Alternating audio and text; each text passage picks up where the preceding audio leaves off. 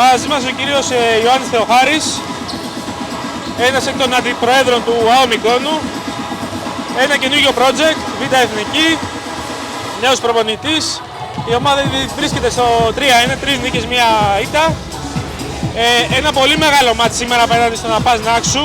Ένα ιστορικό μάτς, καθώς είναι δύο κυκλαδίτικες ομάδες μπάσκετ που βρίσκονται για πρώτη φορά σε εθνικές κατηγορίες.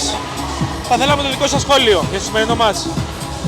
Όπως ακριβώς το είπατε, ένα πολύ μεγάλο μάτς.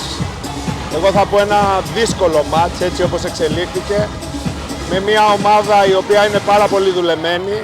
Μια ομάδα που έχει ένα εξαιρετικό σύνολο και εξαιρετικούς παίκτες. Κάποιοι εξ αυτών είναι, ας πούμε, τα ονόματά τους βαριά. Εκ του αποτελέσματος όλα καλά, τέλος καλό, όλα καλά. Ήταν μια δύσκολη νίκη. Συνεχίζουμε. Είχαμε δύο ελλείψεις πολύ βασικές, του Διαμαντάκου και του Τσιάμι, που θεωρώ επηρεάσανε την ομάδα. Ήταν ένας εξαιρετικός αγώνας, τον ευχαριστήθηκαν οι θεατές.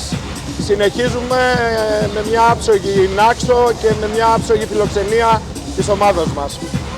Ευχαριστούμε και εγώ, μας καλή συνέχεια. Ευχαριστώ και εγώ.